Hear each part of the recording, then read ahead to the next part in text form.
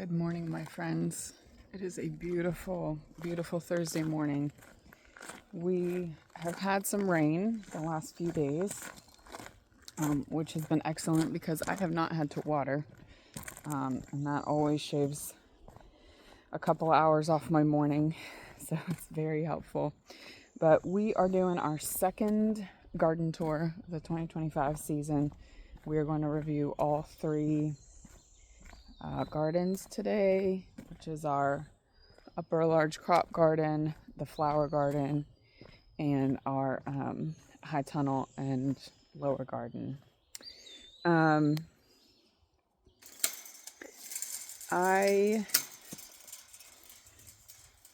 going to try not to have this take a super long time.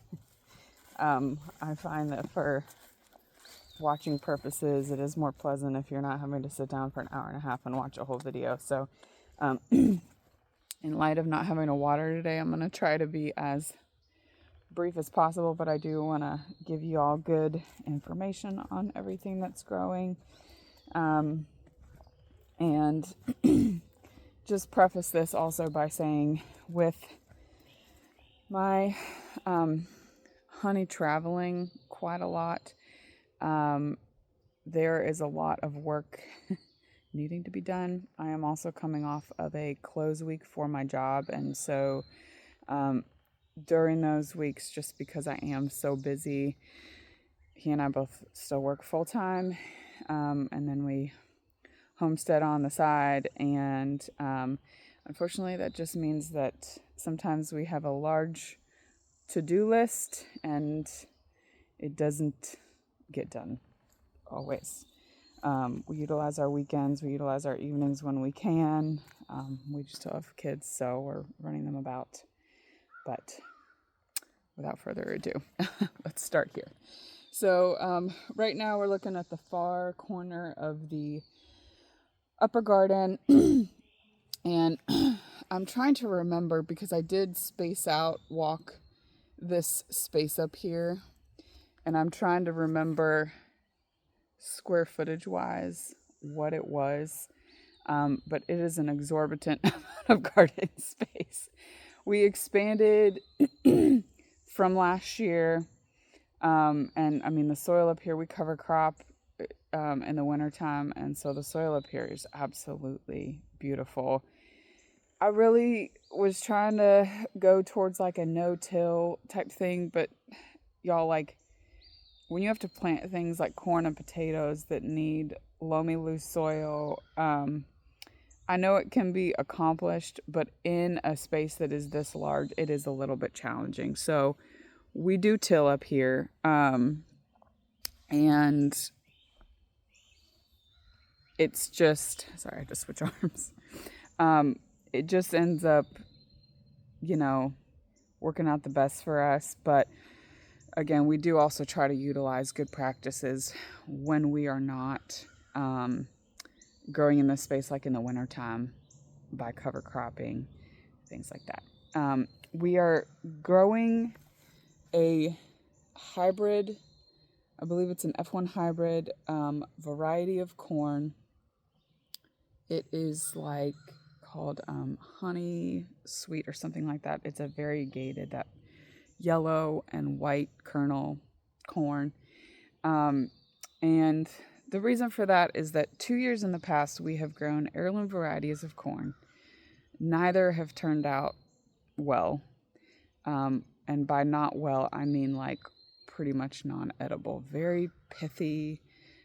We've tried harvesting at different times. We've, tried keeping it watered and fertilized, and just was incredibly, incredibly disappointing. We got good yield, actually, I would say. The last year we got a pretty good yield, but I mean, it was not good. And obviously, if you're using this much space, I mean, our row is quite long. If you're using this much space, you're going to have to water it, you're going to fertilize it. We do everything all natural here, so we don't use any chemical fertilizers. you know, if you're going to spend that much time and effort into something, you want a good product at the end, something that is enjoyable. And the heirloom varieties that we've tried, and I'm guessing it's not the fault of the heirloom variety, it's probably user error there. Like, didn't know what we were doing. So we decided to try a hybrid variety. We got it from Gurney's. And so we're very hopeful for great corn this year. So this top section that you can see here, this was our first planting of it. And then down here, my honey came in and started that second row down there. And again, the thought behind that was just basically to have like 2 harvests of corn and not have to try to preserve and bring all this in all at once. So you'll also notice down here, we've got some watermelons growing. And I planted watermelon seeds just behind me. And they did not come up. I saved them from last year, and I am not inexperienced when it comes to saving seeds. It's something I do every year, and I plant plants from them and typically have great success. For some reason, these watermelon seeds did not come up, and I could not tell you why or what I think the culprit is. But we did have some self-seed, same variety from last year, and so I'm letting it go. I am happy for that. Okay, over here we have got our garlic, and I need to comment. Let me set my coffee down here, y'all. Sorry. I need to come and pull scapes again because they're starting to come out. Now, I have heard multiple people say when your garlic sets scapes, it's done growing and it's ready to go. This has not been my experience. I find we get bigger, better heads, bigger, better bulbs of garlic if we plant, we let the scapes grow, and then we let the tops die back. So I believe that we are slated to probably be pulling garlic like mid-June. We're at the tail end of May, and we got another week in May, and so I'm guessing like mid-June is when we'll be pulling it, curing it, and then storing it for the winter. I have 3 varieties that we grew.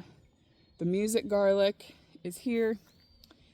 The German white is this next section, and then up top there is a smaller variety called the Nootka Rose. Have not grown the music garlic or the Nootka Rose before. Again, the Nootka Rose is just a little bit more behind. It's not sending up scapes right now, so we're going to pull that likely like end of June, early July is my guess about when it will be ready, because it was just like a couple weeks behind. And so,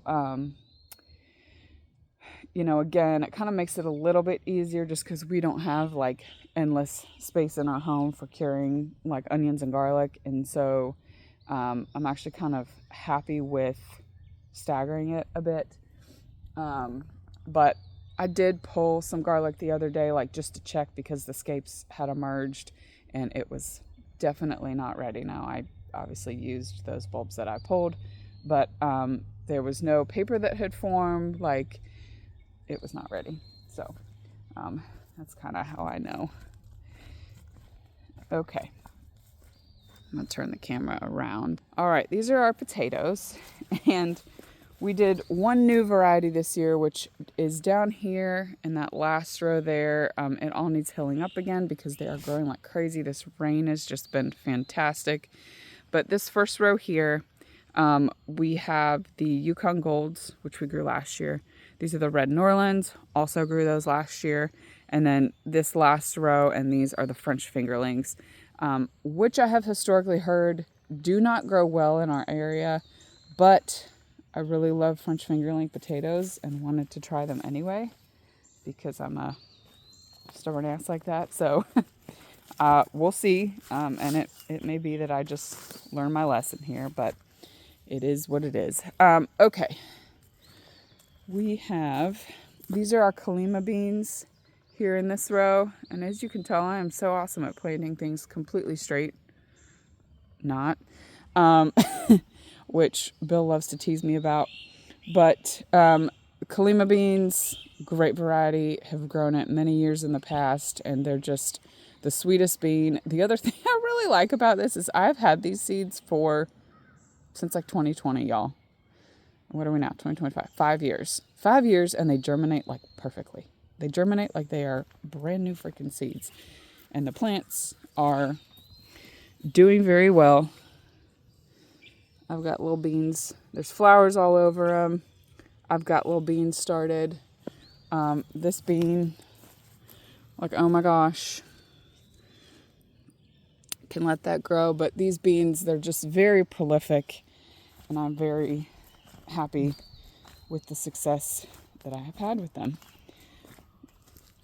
This next row, we have alternated an early bush scallop squash and a Ford Hook zucchini. And so it's like every other one is one or the other, starting from the top. And I didn't really have like a reason for doing this way other than I knew I wanted to plant this whole row and wanted to make sure, because the squash bugs and cucumber beetles and squash vine borers tend to be very aggressive. And so wanted to make sure that I just had plenty. I'm going to be doing another succession of both of those things today. Because again, that's really the only way you can kind of beat those critters out, is just to keep succession sowing. These next couple rows, this is the Rose de Caglione tomato, and I've kind of interspersed some purple basil in there. You can see it like here really good. But put eggshells down around them. For one, like the tomatoes just really love the calcium, and I have made it a practice probably the last 5 years. Like anytime I plant tomatoes, I mix crumbled eggshells in with the soil, top dress them with it, and I do not ever have issues with blossom end rot, and I have beautiful, beautiful tomatoes as long as the squirrels don't get them, which unfortunately does happen quite a bit. So we may do netted cages around them this year. We'll see, but that is going up that row. And I have lost, like you can see some holes in there. I have lost a bunch of plants, and it is what it is. Again, I always plant for insurance. It's just a good policy. This next row going up straight here, these are peppers. These are sweet peppers. I had some sweet nonas. They're a big orange sweet pepper, kind of a long pepper, not so much a bell-shaped. And then the Criollo de Cocina pepper, which is kind of like a rumply, rippled red, very deep red. They're supposed to have like just very thick flesh and just be really, really sweet. And have grown them in the past, have not had fantastic luck. I'll show you down in the high tunnel a little bit later. We've got them planted down there too. And again, do we need this many peppers? No, but I am counting on the fact that some peppers are going to get eaten by critters. Even though we have this fence, obviously crows and squirrels and things can come in here. So, again, just doing my policy thing of planting for insurance, y'all. We planted 60 onions here, and we have not grown onions before. We planted from like little mini bulbs, so I wouldn't quite call them sets, because there's not so much a bulb as more of like there's a green there in an onion set. We have not grown onions before. I tried to start some from seed. Again, my seeds were very, very old, so started them in January like I was supposed to on a heat mat, did my best to keep them moist, and they just didn't do anything. So we ended up buying sets. But if these will cure and store, I'll be very happy, because we use a lot of onion and garlic in our cooking. So I like that. All right, so here we have variegated baby pumpkins. And for the peppers and the pumpkins, I just use perlite. Again, it's just to mark, because the plants are so tiny right now. I didn't want to make the mistake of accidentally dragging hoses like across them and killing them or cutting them off. So I used like the eggshells, the perlite to kind of help me mark. And we did get rain yesterday, so it did wash some away. But I've got more in the high tunnel. And some of these are actually doing okay, which I know I sound surprised, but that's because I am. And in a second, I will explain why. But these are doing pretty good. Up here on this cattle panel trellis, I have got fava beans. I am given to understand fava beans are a great, or maybe not great, because I'm not going to say great because I haven't tasted it yet. And sometimes when somebody says this can be a substitute for this, it ends up being disappointing. So these are my fava beans. They say they can be used as a substitute for like an avocado toast, which I thought would be very cool, like in the wintertime. Throughout the season, just having, fresh beans to pick. I did intersperse some cucumbers in between, and they're very small, and so they also could climb up the trellis. They will benefit from the nitrogen fixing properties in the beans because they are a legume. We have a random potato that's from last year planted there. Okay, so the reason I am surprised that the baby pumpkins are doing so well is because this area looks incredibly weedy, and you are correct, it is. And we have planted melons twice. Melon plant starts twice. Another thing I will be starting again today. And I'm not worried. I have a plethora of melon seeds. It's May. We're still early enough in the season. I've got some. These are the Minnesota midgets. I planted honeydews first. They got completely obliterated by pests. I mean, like within a day, they were all eaten up.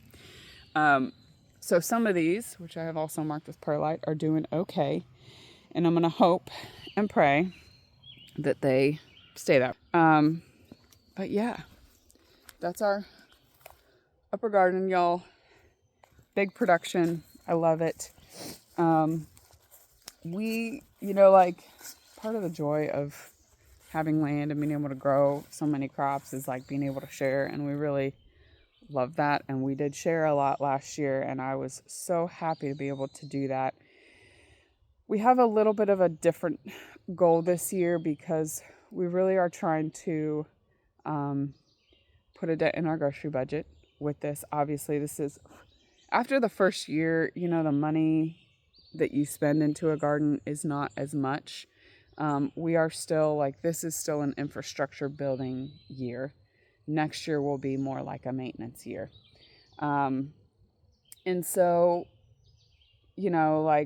our goal really is to try to have enough to store for wintertime because we do eat so many fruits and vegetables, and it's hard, going to the grocery store and having our grocery bill be like $1,000, which everything is just so expensive right now, y'all. But for 3 people, $1,000, and that's without us having to buy pork or chicken because we raise it ourselves and our freezers are full of it most of the time. So,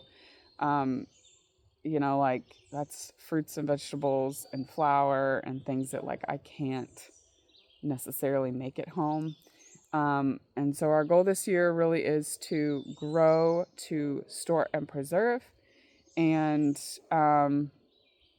we still will love to share with folks. We are praying for abundance, to be able to do that with. But I also, really, we've set it for the last few years and just have never gotten the yields that we wanted to. And so this year we planted and planned for excess so that we can store, produce. And so that's one of the reasons that we expanded that upper garden area. All right. So we're going to move on to our flower beds. They are what I can only describe as a beautiful mess. And they really are. Y'all, I have so much weeding and stuff that I need to do, but I need a solid 2-day weekend where I have nothing else going on. It will likely be this coming weekend because my daughter is going to her dad's house. And so, obviously my honey will be home, but like, I don't have a lot of distractions or interruptions. And I can get up early in the morning, get breakfast in me, get out here and get the majority of this stuff done. So, this first bed, which looks, apart from the weeds, it's support netted, it's lined, it's probably the farthest along bed. These are my delphiniums, and I got 2 varieties of delphiniums, the blue candle and the Pacific Giants. And I had a tag somewhere. I don't know where it's at. It may have grown legs and walked off. I don't know. But these are starting to come up. As you can see, I've got some eucalyptus here at the base of the bed. More delphiniums. Y'all, I got 250 delphinium plugs and did not even have room for all of them. So, but we're growing them, y'all. We're growing them. I was hoping to have these ready for Mother's Day. Oh, you can see some blue on these. Beautiful. But sadly, it was not meant to be. So you know what? We just roll with the punches and we keep it moving. These are my poppies that were winter sown, and so they are far ahead. They are not support trellised, however, as you can tell. I got more of these stakes at Tractor Supply last night, and so again, another task for me is probably to come in, thin these out a little bit, and support trellis, support net. All of these with the Hortanova netting I got from the Gardener's Workshop. I really like this stuff, you guys. You can stretch it taut. And I tried using a natural jute netting last year, and I was not happy with it. Like, love the fact that it's jute. It'll naturally decompose. But this stuff, as long as you take it in season after season, you're supposed to be able to get a couple seasons out of it. And I just, I need something that's going to hold up the whole season. And that jute netting, didn't even last half the season last year. If we got rain or, with watering and stuff like that, it totally disintegrated. So, these are poppies that I sowed this spring. So obviously, much more far behind. And this was my lesson this year, y'all. First year growing poppies, and I will winter sow them forever and ever. Amen. St. John's wort. This is a perennial here, and I just leave it in. It's, you can cut it back, and it is starting to come back, and it looks absolutely gorgeous. I grow it because I like the berries. This is, they're called Hypericum berries. And we have snapdragons in here. They have not emerged flowers yet, and then interspersed with also some spring sown poppies. So we will see when those come up. The mullein, on the other hand, in the walkways is very healthy and doing great. I've got some garden sage in here. It being in the delphinium beds, again, would not use that for eating, but it does make really nice greenery. The flowers on it are actually kind of pretty. They're this pale purple, really cool. So we're getting flowers emerging. We had very cool temperatures yesterday, and so the delphiniums really, really prefer that. They grow best in, Massachusetts and things where it's quite cold and rainy. More silver dollar eucalyptus, a couple delphiniums here in this bed. I have planted China asters, which were very slow to take off, but it looks like they're finally doing a little bit better. Also ordered from Farmer Bailey, same as the delphiniums, and left them in the plug trays, y'all, months too long. So the fact that any of them are improving and growing is magical and surprising. I have Bells of Ireland here. I need to, probably actually would send this question to my mom. I don't know what this speckled blight? If y'all know, like, drop it in the comments below because it would be very helpful. But I don't know what it is. And it seems like they're stunted because I remember last year, like, by the time that they were this tall, these were just massive. And so, like, you've got one over there. It's a little bit better. But I've got an event June 8th at a winery. We're doing like a bouquet bar here locally. And so by then, I think everything is going to be in a perfect stage for harvesting for that. These are white snapdragons. I have actually one more variety of snaps that I need to come in and sow, which will likely go in that bed down there because it's pretty empty. Again, please pay no attention to all the weeds. And this is all, the red is the, oh my gosh. It has just completely gone out of my head, y'all.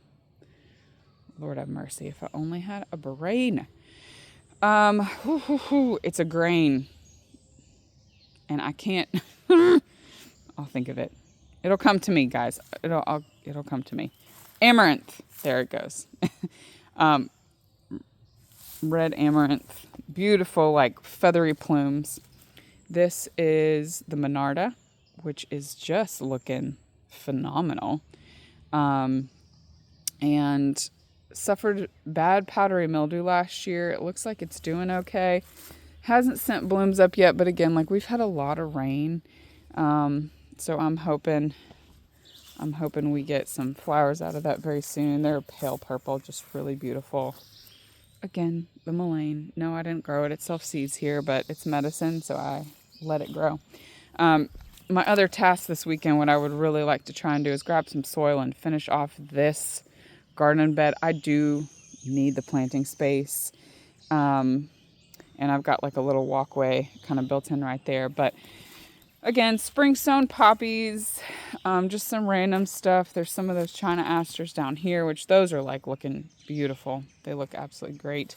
The ranunculus are finally setting blooms, which I could not be happier about. I got like a romance corn mix. There's, let's see, I'm trying to think. There's like romance, eternal bliss. There's a couple other ones from Eden Brothers that I purchased. And I really just love like all these kind of tropical, super happy colors that are popping out. Really great. These have taken so long to take off, so I'm happy to finally see them doing something. And then I have the two baby blue eucalyptus over here. And I probably need to trim it back so that it will get bigger. I might need to stake it up. I don't know. But, oh my gosh. I put mushroom compost all around this, and because it rained yesterday, the mushrooms are actually growing, which that's very cool. These are my organic, the Zohair organic sunflowers. These are chocolate cherry. Actually, I'm sorry. No, these are Santa Fe sunflowers. A little bit behind. Again, another thing I'm going to succession sow today. And then I've got a zinnia mix. Some of these are the Mazurkia, which are the variegated pink and white. And then some are just a random collection that I saved last year. And again, succession sowing. And I need to mulch that bed. Okay, so down here, this is my perennial bed. These are dahlias. They have gotten more rain than they probably care to. They grow in very hot, very dry climates, and so they do not need a ton of rain. And in areas like I live where it can be very humid, and we've had dry summers in the past, but we have been blessed, and I do mean truly blessed, y'all, by like a lot of rain this year. Dahlias aren't a crazy big fan of that, and so I don't know. We'll see. I'm just hoping to stave off like the powdery mildew and things like that. I have a Coral Supreme and then a Scarlet Heaven peonies planted here.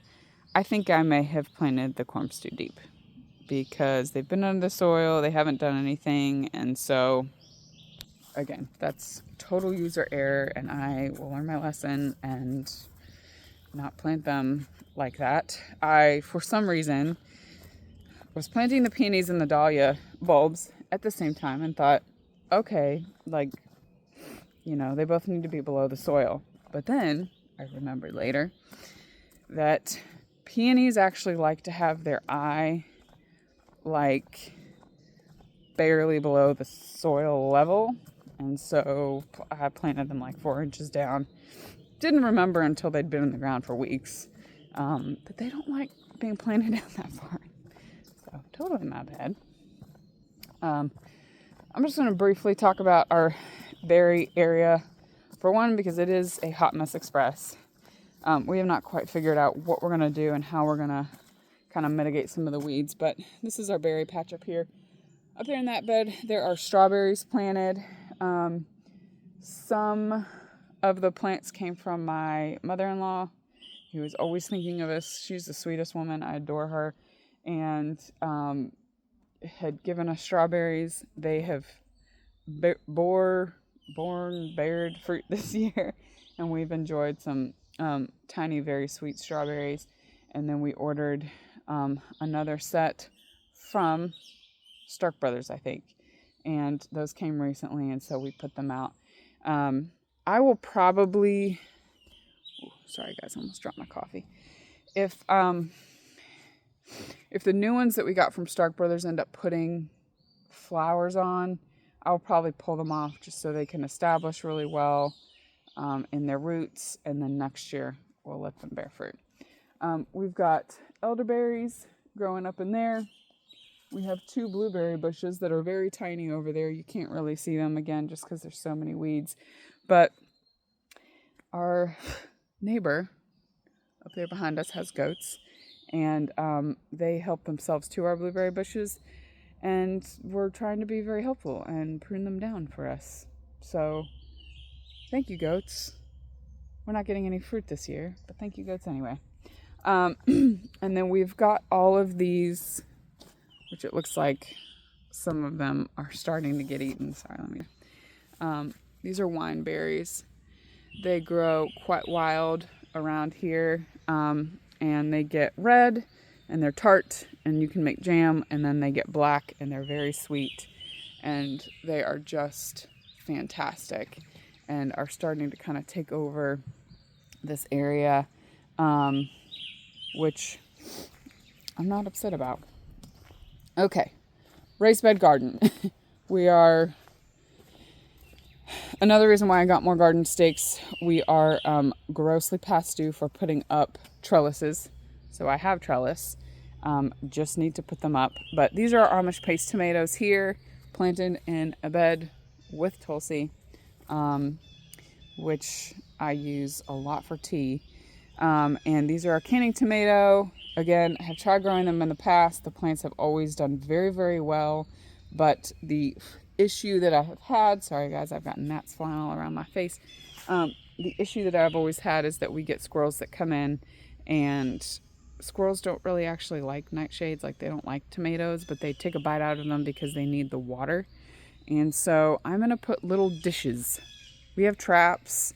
We actually have fox that live in that wood pile over there.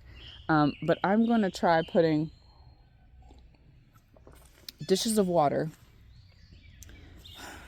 I will not forget that later. All around this garden to try to keep them out. And I also I got these very thin wooden stakes, and so I'm going to put them in the corner and just drape netting over them, and hopefully that keeps the squirrels out. These are, oh lordy. So these are my beefsteak tomatoes, and I am probably just going to yank these out and resow them, because as you can see, the aphids are having a freaking field day on there. Have interplanted with basil. There's thyme here. Again, I'm hoping to take off, and that will just stay in this bed. And then these are the Aunt Molly's German green, which one looks very sad and pathetic, and then there's one that's looking okay. Not perfect, but okay. All right, this bed. These are my pineapple tomatoes. And pineapple tomatoes are my most favorite variety of tomato ever. And they look very happy, very healthy. Again, need a trellis to climb. And I will end up pruning back and doing all that. I want to wait till it dries out a little bit just so we're not inviting disease. But they look absolutely beautiful. Again, so we have to finish off this bed. My very sweet neighbor dropped us off a massive pile of leaf mulch and grass clippings. So that's going to go in this bed. We'll put soil on top. And then we're going to do an arch trellis over the two of these. The Tulsi, again, in the corner there. I use a ton of it, so I want to dry and preserve a lot of it. We have Muncher cukes and Marketmore cucumbers. And again, probably planted slightly too close together. But with them climbing up a trellis, I'm not as worried about it. Oh, that is a cucumber beetle, y'all. And I just squish them with my fingers. It's the best way to get rid of them. Marigold, beneficial nematodes for your plants. More Tulsi, rosemary, and our 2 butterfly bushes that we transplanted. They were over there behind that black locust, which needs to also get pulled. We had talked about moving our compost pile like over there, but in order to do that, our beehives are over there, and I think in order to do that and it get enough sun that it needs, we'd have to take like this thing of trees down. And so I don't know, like with the hives there, what the best course of action is. I'm not keen on moving the hives, just because they are so new and I would like them to get established. But we're forever working and improving this area, y'all. Okay, we're gonna go over here to the in-ground garden beds. Our plan, my honey, is eventually going to put a little like pond thing in here. And I think I would like a bench right here. We'll landscape this a bit. This is our producing agricultural property, but I don't think that means it has to not be beautiful. And so those are just projects in the coming years, fun things to do. Okay, so these are my herb/shade beds. In the wintertime, these trees are bare and this area gets tons of sun. In the summer, when the trees are all leafed out, there is not a lot happening over here in terms of sunshine. So I made sure to plant things that don't need tons and tons of sun.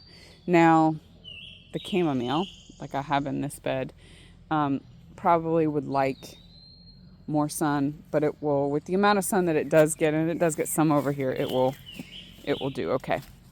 I've got anise hyssop just sprinkled and planted all over the place here. My lemon balm, lemon basil, and basils will do pretty good growing in the shade. So a little bit of yarrow planted over here.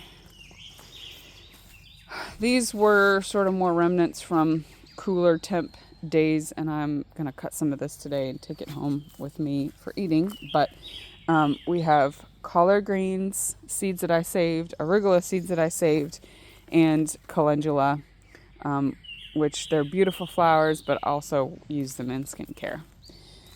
We have arugula and, oh my lord, arugula and more collard greens here.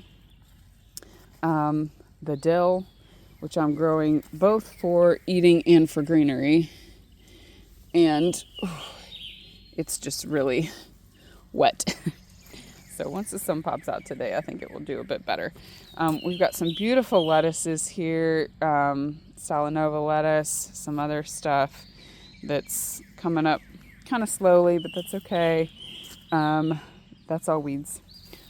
Yarrow, doing pretty good. More chamomile, more lemon basil, more dill, more yarrow. So my plan is to put probably one more in-ground bed here. That one right there is an in-ground bed. It's got all kinds of weeds and stuff in it right now. Well, clover and buckwheat, which we did seed over here. So this will be a bed. That one is almost done. It just needs rock lined. And then maybe one more going out this way. I have a goal for this year, and that is that by the end of this year, we are done putting in garden beds, building garden beds, doing all that. Like, it's done. I don't want to do that next year. We have worked so hard doing that kind of stuff this year, and next year, I really want it to just be like maintenance. I do not want to have to build next year. I do not enjoy it, and my honey does not have enough time. He is a bit better at it than I am, but I don't think he also enjoys just having to do it constantly. So my goal by the end of this year, like, we are done building, and that is that. Moving on. So this bed, I've got some spinach in here. Again, like, we'll do okay in the shade. Radishes that are finishing up. Some of those are ready to be pulled.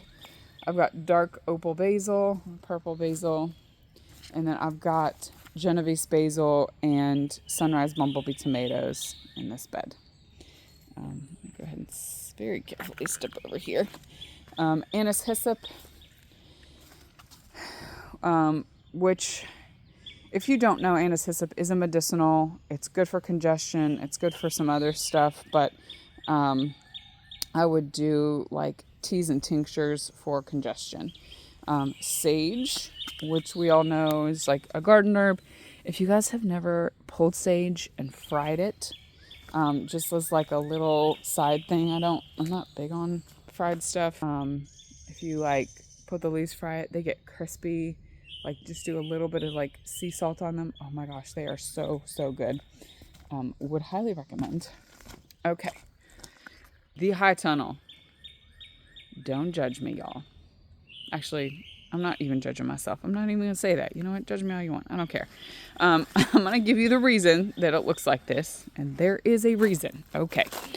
So, we have our sweet peppers here. We have the Criolla de Cocina. I'm sorry. This is the sweet nanas. And then that's the Criolla de Cocina, which some of those are smaller, but like down there, they're looking a bit better. Some dill that I had planted in here last winter, and apparently some of it reseeded and some seeds came up. So great. We love dill. We'll let it grow. Couple lettuces. Again, I'm going to pull some of those today. Arugula. And I will tell you this later. I am letting a lot of the stuff go to seed. And you can see that it is. So that I can save seeds and do not have to buy them. There is a method to my madness here, y'all. This is the Ragged Jack, Red Russian Kale, a couple different names for it. Again, seed pods looking great. Great Lakes Batavian lettuce. I have this whole bed, and that down there, cilantro that is going to seed. Again, we'll save seeds. I had some over there and I just pulled it the other day. This is Waltham broccoli. And so once those seed heads mostly dry, though I may pull those out actually, because I've got so much over there. I don't necessarily need this stuff over here, but we'll end up succession sowing cucumbers and zucchini in here. There may be more tomatoes also. Okay, so we had radishes in this bed. They have mostly all been pulled out. There's some volunteer ground cherries, which I'm just letting hang out because you guys, like, we love ground cherries and they always end up getting eaten so badly by squirrels. It's really frustrating, but you know, Sophie's garden, gotta share her garden snacks, I guess. These are tall top beets and not the fastest.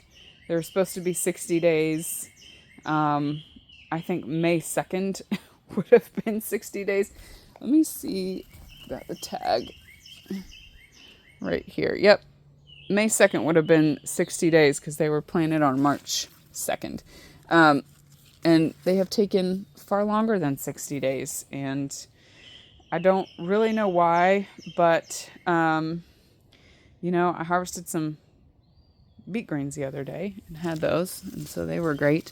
But I am just going to let them keep going until I see, like here, you can see the beets. Oh, that one's actually ready to come out.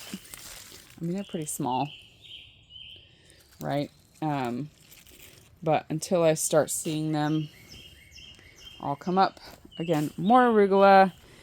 I may pull this out and not let it go to flower. Oh, there's a little honeybee taking a nap. What you doing there, buddy? Okay, spicy peppers here in this row. Doing very well. These are the chiltepins. They're a very tiny red, very hot pepper.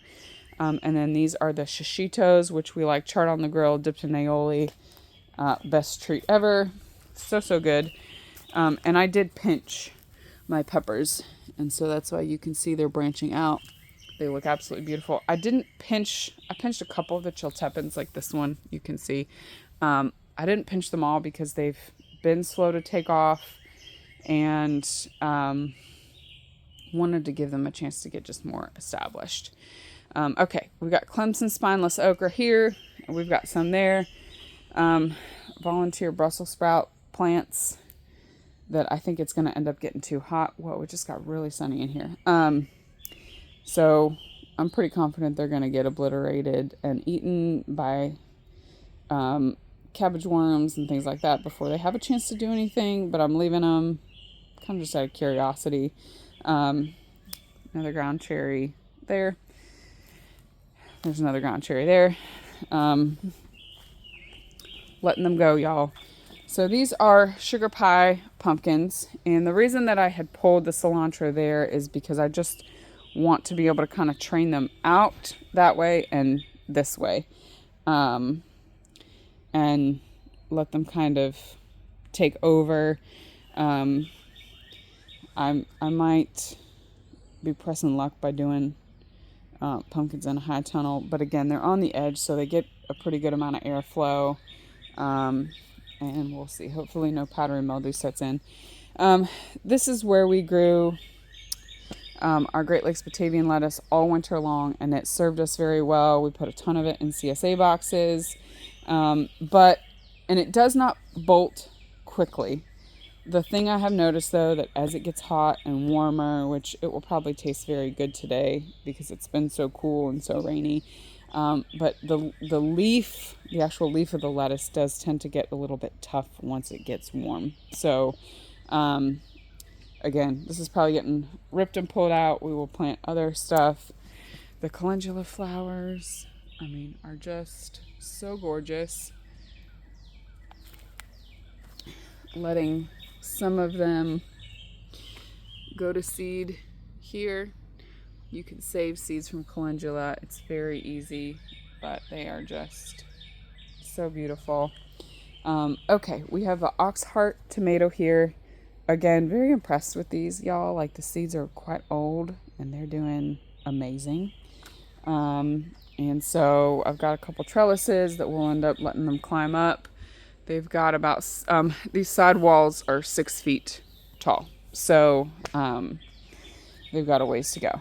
So this mess over here, which is not a mess, again, there's a purpose for it, but I've got the red rhubarb Brussels sprouts I'm looking to save seeds from. And then this also is the Waltham broccoli and the Romanesco broccoli, which I am also looking to save seeds from. So these seed pods are absolutely just massive. And they will yield a good amount of seeds. So once they dry, this is so odd. Like, some of them curled, which is hilarious to me. But you can see, let me see if you can see. There you go. You can see, like, inside there. Oh, maybe you can't. There are these. And those are the seeds. They end up curing and turning brown, but you have to let them cure on the plant or they won't be viable. So I'm waiting till all of this dries. We'll pull the seed heads. This will be our evening activity, likely, is shelling broccoli seeds. And then I've got seeds saved for next year. So that's that. Not so much garden related, but still sort of garden related, because they are helpers of the garden, is our beehives over here. And I have to put my gear on to peek inside these, y'all, because these bees, they are protective. And I got stung 3 times last time I tried coming over here with no protective gear. So not about that. But I do need to check on them. It's been a little while. We've had some rain. I want to make sure the hives are still healthy.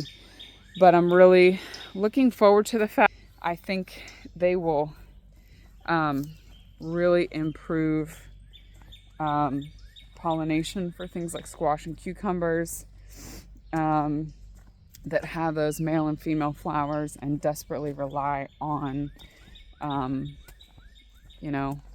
things that pollinate between the male and the female flowers for you. So that is our last and lower garden. So beautiful. I am so happy to feel the sunshine today. It feels absolutely amazing. And yeah, that's our garden here, tail end of May. It's gonna look so crazy in another month. So much is gonna grow, I just know it. And we'll be harvesting stuff before you know it, y'all, which I am so excited about. Like I've said it in videos before and I will say it again, but it's one reason. Ooh, I meant to grab some Tulsi while I'm down here. It's one reason why I love weeding and the maintenance of flower beds, because I feel like it gives me a way to put my hands in the soil while I wait for the harvest. I'm not a patient person by nature, so I just enjoy that because I'm like, it gives me something to do, right? I know a lot of people hate weeding. I don't. As long as it's done early in the morning with proper sun protective gear on, stuff like that, I find it quite pleasant. But anyway, y'all, thank you so much for watching. I hope you enjoy this. I hope you stay tuned. Catch us in another month, and we will see you on the next one.